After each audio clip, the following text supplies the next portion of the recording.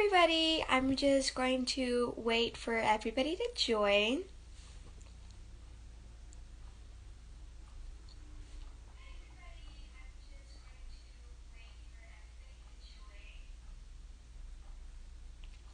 I see more people joining. Thank you so much for joining me for episode 7 of I.U.M, which stands for Inspire, Unite, Motivate. This is my life series where I interview world changers, change makers, and my goal with this series is to inspire the youth to make a change in their communities, unite all of the change makers in our communities, and motivate everybody to make a difference. So I'm super excited, and I see our guest has joined. Hello, hello. I think you just have to request to join.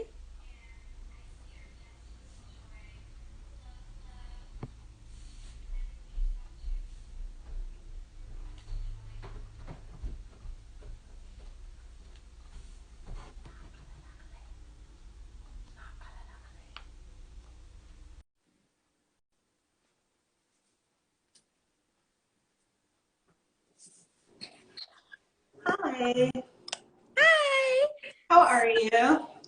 I'm good, thank you. How are you? I'm good. It's great to see you again. You too. I had so much fun meeting you at the state pageant, so I'm super excited we get to connect again. Same, it was so much fun. I'm so glad I got to support you girls and watch you get crowned. Yeah, so for those of you who don't know, I'm joined by the National United Miss. Hello. And how do you say your name? Kyanna Sabanoglu. Kiana. Kiana. So do you want to start off by telling the audience a little bit about yourself? Yeah, sure. So, as we said, I'm the National United Miss, and I'm super excited. It has really been an amazing year. I'm not looking forward to the end at all. It's just been such an amazing experience representing I.U.M this year. I'm from New York, and I actually represented Manhattan in the national competition, so that was fun to represent the city where I was from and to actually succeed and come home with the title. It's been really fun. Yeah, you've had an amazing year so far, and I was actually born in New York. I didn't spend a lot of time there, but I was born there, so that's really cool. So today we're here to talk about your platform. So do you want to tell the audience what is your platform? Yeah, so my platform is called Change the Ratio, and it's all about promoting diversity in leadership. I'm a woman who has both worked in tech and in STEM, so I've seen that there is generally a lack of diversity in these fields. So I want to promote that. I want to encourage young people to try out these fields where they may not be represented and to know that there are people doing amazing things who look like them. So my platform is all about promoting visibility of diverse leaders and also mentorship. So encouraging people to build the skills that they need to become leaders in their own communities.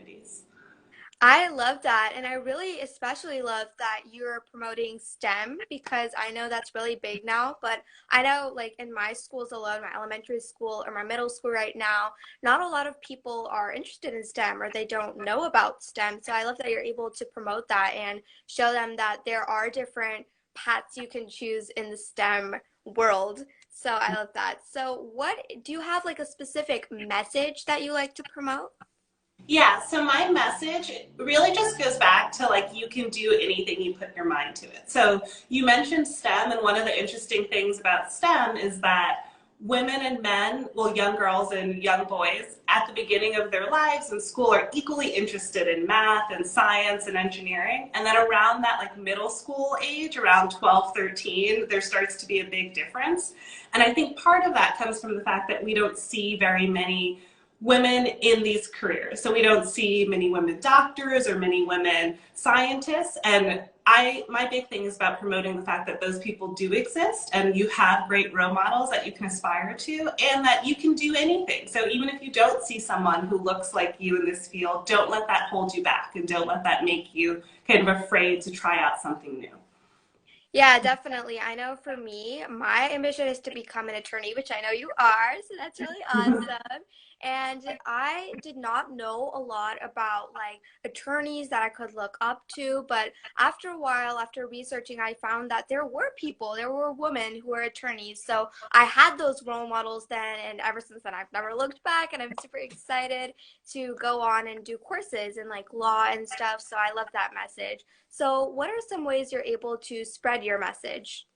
Yeah, so I work with a lot of different organizations to help spread my message. One of my favorite organizations to work with is an organization called Legal Outreach, and they're actually based in New York.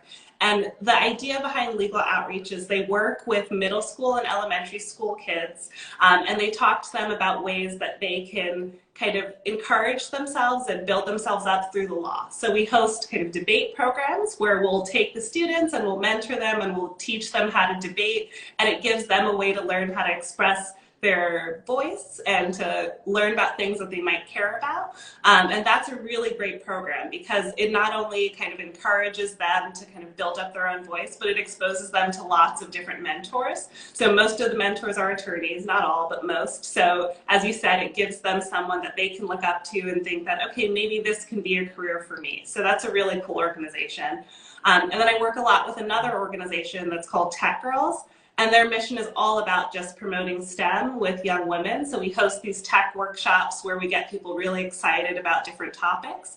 I actually just hosted one about genetics 2 weeks ago where we were just teaching kind of the basics, like, okay, like if your mom has one gene and your father has one gene, kind of what are the chances of you getting that gene, like eye color, for example, if both your parents have brown eyes, you're most likely to have brown eyes, that kind of thing. So it's really fun and it's a great way to meet people in the community and get people excited about STEM. Yeah, it's actually really funny that you mentioned genetics because that's the unit we just started in science, Oh, really? That's fun. and I know it's really interesting. So, can you tell me a little bit more about those workshops because those sound super interesting? Yeah, they're a lot of fun. So Tech Girls generally hosts workshops maybe a few times a month. There's actually one coming up at the end of the month. I think it's on April 30th, and it's all about kind of building apps and learning about that. So they have workshops on lots of different subjects, and they're all just to expose you to interesting topics. So as I mentioned, there's one about learning how to build an app, and they'll teach you how to kind of draw out the storyboard for an app, and you'll get to kind of create a little mini app at the end. There's the one about genetics that I spoke about, but they have so many different workshops. And what's really cool is that all the workshops are put on by volunteers like myself. So if you have any interest, you can train and learn how to put on one of these workshops, and they provide you materials to help you as an instructor. And it's also great as a student because you'll get to learn more about different things. So if you want to volunteer, there's also no age limit. So I've hosted workshops where the person putting on the workshop was 14 years old. So you can do Wow. anything. Yeah, like you just have to be familiar enough with the subject matter that you can teach it. So it's kind of a fun opportunity both to volunteer with the organization as someone putting on one of the workshops or to come to one of the workshops. Yeah, that's awesome. And it also sounds like a ton of fun. And we actually have two questions in the comment box here. One person says, can someone join the workshops virtually? Yeah, so that's the great thing. Like, I've been a little bit upset with COVID that I haven't been able to host one of these in person, but because of COVID, we've become so good at putting them on virtually. So I'll send the information afterwards so we can post information about the upcoming workshops. Yeah. But as of right now, they're all held over Zoom, so you can join from anywhere. And it has really broadened out the outreach. So I've been able to host workshops for libraries in Chicago, even though I'm not based in Chicago. So it's really cool. It's awesome because it allows you to even connect with people and find people who are interested in the same thing as you. And they don't necessarily have to be where you live. So I really love that you're able to find new friends that way, kind of like pageantry, how you're able to talk with so many people from across the country at pageants, and you can stay in touch, but they're not necessarily where you are. So we have another question, and it is, how do we join the workshops? Yeah, so I'll send the information, but if you're just interested, Tech Girls has a website that has all the information about upcoming workshops. They also have an Instagram page, and it's Tech Girls, spelled Tech, and then GIRLZ. So it's not an S, it's a Z. So search for that, and you'll find lots of information. But I'll also post it in the comments afterwards, so you guys have it. Yeah, I love that they have a little bit of uniqueness at the end. It's like instead of the S, the Z. That I think that's super cute. And you can send me that information. And if you are watching the live replay of this video, it is in the description below. And if you're watching it live, I will put it in the live replay of this video. So the first part of the name of your platform is change the ratio. So what do you mean by that? Yeah, so that goes back to the ratio of kind of male to female leaders and diverse leaders. So there are a lot of statistics about kind of representation, and even though we're in 2022, there's still a huge lack of representation. So I think if you look at like top CEOs of Fortune 500 companies, only about 25% are women and only 5% are women of color, and that kind of number is just way too low. I think we've made a lot of progress, but we need to kind of do more and get a more diverse representation in the leadership. There's also another statistic that I always mention that I think is so interesting because it's like, it shows you of your own kind of internal biases. So there's this study where they ask people to draw a scientist, and they look at how many people draw a woman and how many people draw a man.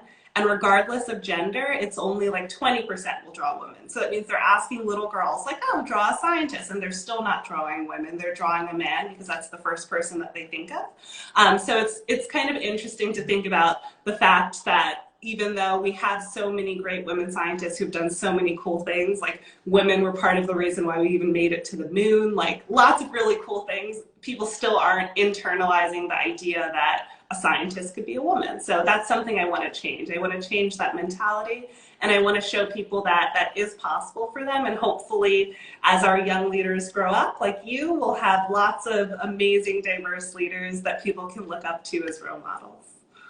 Yeah, I think that is so funny because we've had so many amazing women scientists like Marie Curie, or there's like countless other ones, yet there's still this bias even in youth. So, going a little bit based off of that, how do you think we can educate youth so that we can grow up in a more diverse situation where there are more women or women of color who are becoming leaders?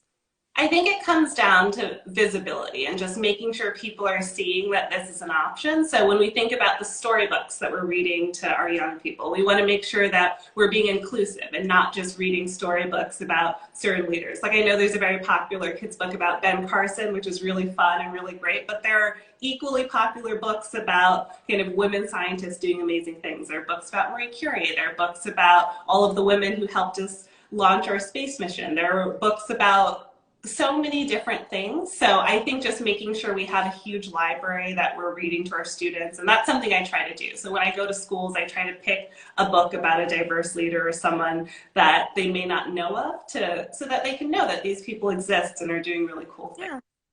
Mhm. Yeah, I love that. And I think it's also really important, like, not only if you're doing volunteer work or you're going into schools and reading books, like you mentioned, but even in your families, if you have like a younger sibling or a cousin or something, it's important that you're also exposing them to all of this amazing, diverse literature that we have. So, do you have a fun memory from hosting the Tech Girls workshops? I do. I think one of my best memories was we had actually done a workshop on kind of app design, so not making apps, but just kind of drawing out the storyboards. And I worked with a section of girls who were actually at that Chicago kind of library that I mentioned. It was a workshop that was made specifically for them. And it was cool because we drew out our storyboards and we drew out our ideas for the apps, and they were like silly ideas. Like I think my idea was like, oh, let's make an app to like recommend a song for a day. And I like kind of, so like every day you would get a new song recommendation. So I kind of drew that out.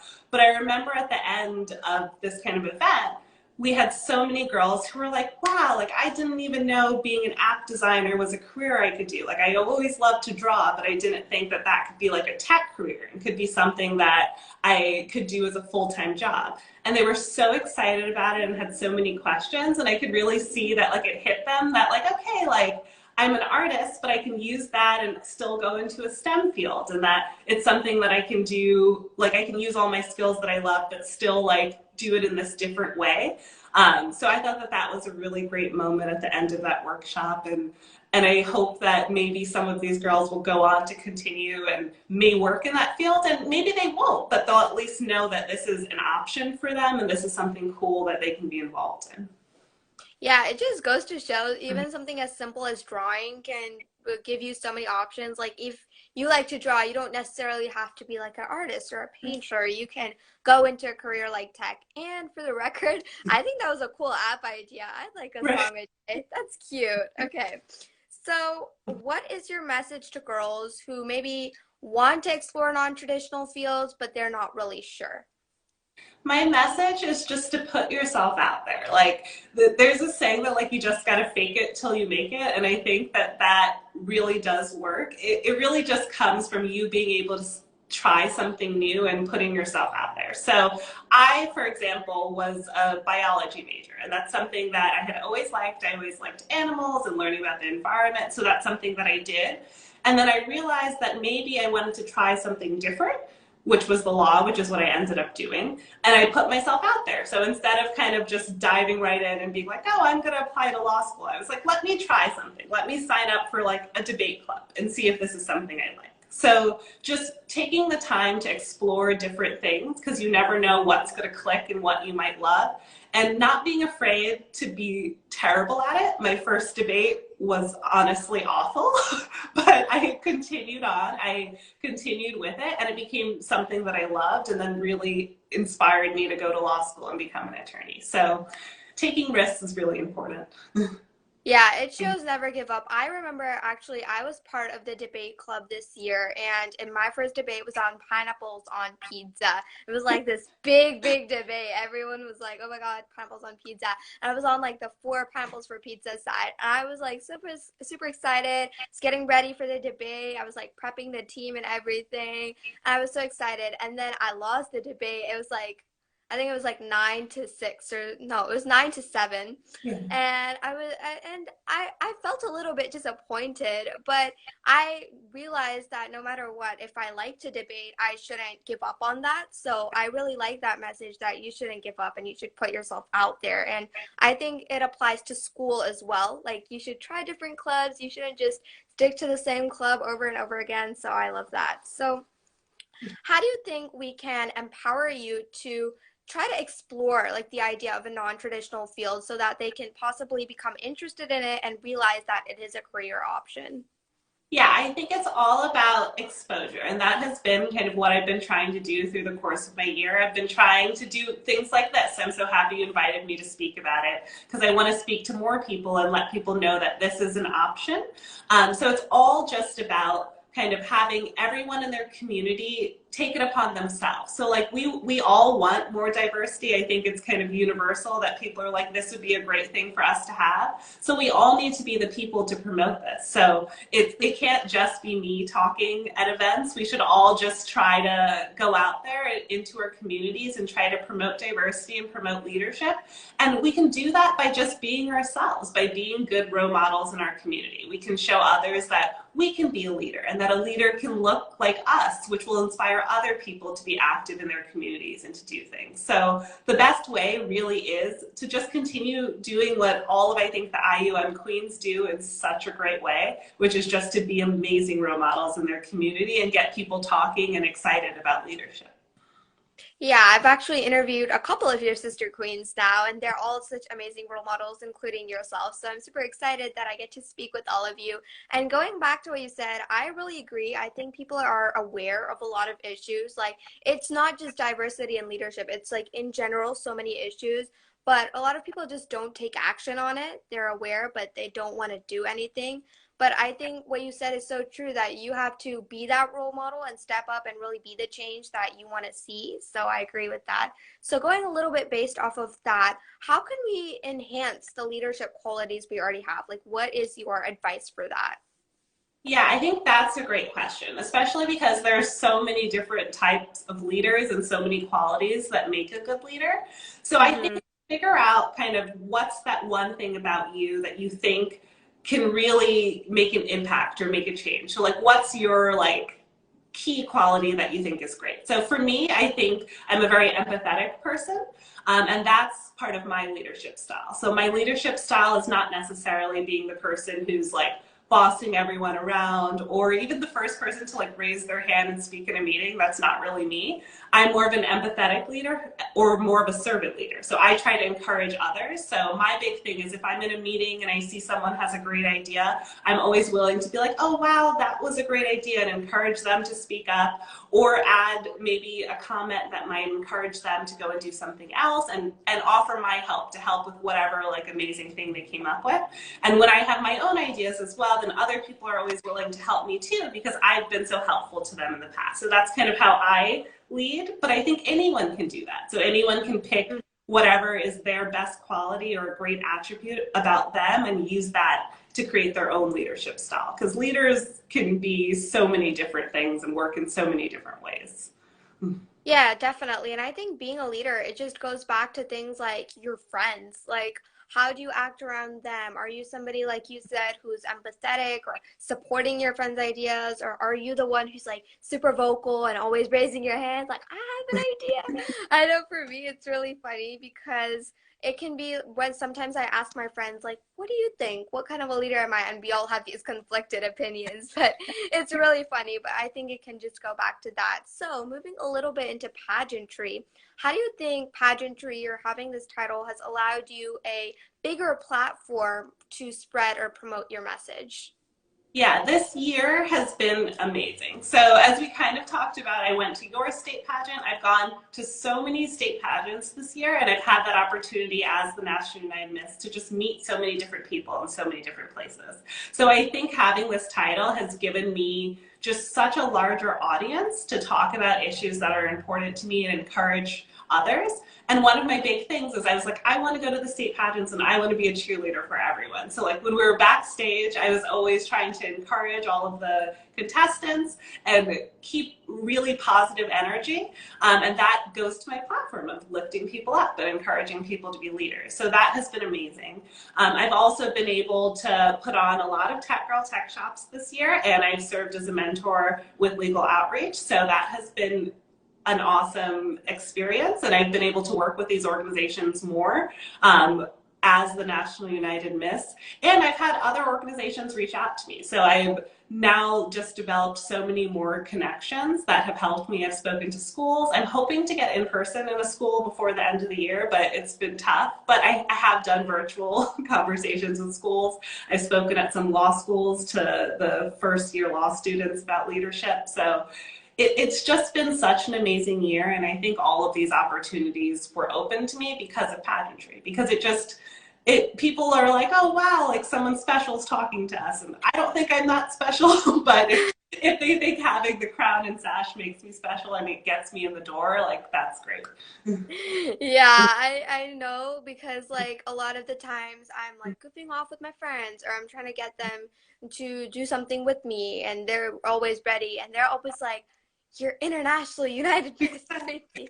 And it's really funny. But like you said, it gets you in the door and it gets people super excited about what you're doing, and you get to inspire more people through that. So I think that's super awesome. Like me and my friends have been able to get together, and we're going to do like a community service event. So that's super awesome. And going back to what you said about the state pageants, you really were such a great cheerleader. I remember my state pageant, and right before interview, you were like cheering everybody up and lifting everybody up. So I love that. And my next question, also about pageantry, is what do you think the biggest skill has been that pageantry has given you that's allowed you to make a difference in others' lives? I think it really gave me my voice. So when I first got involved with pageantry, I was very shy. I still am. I'm still very much an introvert that tries to be extroverted. But I think pageantry has given me the skills I need to be comfortable talking and sharing my views and meeting new people. And I wouldn't have any of that without having competed in that first pageant that I did. It helped me open up as a person. It helped me realize kind of what was important to me, but also that no matter your age or kind of who you are, you can make a difference. I think that's something that's amazing with pageant girls in general. We're all out there in our communities doing such cool things, and anyone can do it, but it's really great to see people doing that and to get you excited. So I think that's what pageantry has really given me. Mhm. Yeah, I completely can relate with that because I remember before I entered pageants, I was somebody who liked talking to people. I wasn't exactly like an introvert, but sometimes like I feel like, oh, do I really want to go up? Do I really want to be that person to put myself out there? But after pageantry, it's really just given me so much more confidence in myself to do that and to have that ability to put myself out there to talk and network with people who maybe I've never met before. So I completely agree with that. So my next question is, how has I.U.M impacted your life and allowed you to impact others' lives? I.U.M, I think, has changed my life. It's given me an additional family. Like, I know, like, people always say it, but we really are sisters by Sash. I call my sister queens like some of my best friends, my directors, my best friends. Like, I just love everyone that I've met through I.U.M. And I had competed in pageants prior to I.U.M, but I took a 6-year hiatus from pageantry and then came back. And I.U.M was the first pageant I did coming back. And it was just amazing to have that like renewed feeling, like reminding me what I loved about pageants and seeing so many great people and seeing how encouraging our directors are of their queens and of their platforms. So it's just been really an amazing experience representing this organization. And I am so thankful that I've gained family and friends through it. And you'll see me even after my reign. I'll be volunteering and helping out because I'm not going to let you guys go. Yeah, pageants are just like a whole community. And going back a little bit what you said, like age is really not a barrier. Like there are even princesses to misses. Everybody is making a difference. And I think that's something that's really inspiring about pageantry is that you get to see even a princess making a big impact on our community to all the way to a miss and you get to be a role model. I know for me it's really funny because I'm a preteen. So I'm kind of in the middle. Like I've got all these amazing role models like the teen and the miss, but then there's also the young ones like the junior preteens. So I absolutely love what a sense of community pageantry can give you. So this concludes our interview. I was super excited to have you on here today. Thank you so much for coming, and I'm going to make sure to link your page down below, so make sure to go follow her at National United Miss. It's going to be down in the description, and all the information that we discussed about the Tech Girls workshops will also be there if you're interested in joining. So thank you again for coming. Yes, thank you so much for having me. It's been great, and I can't wait to see you at internationals. Mhm. Yeah, I am super excited for internationals. I am like counting down the days. I'm so excited to be there in Myrtle Beach. So I can't wait to see you there. Bye. Bye. Have a great rest of your day.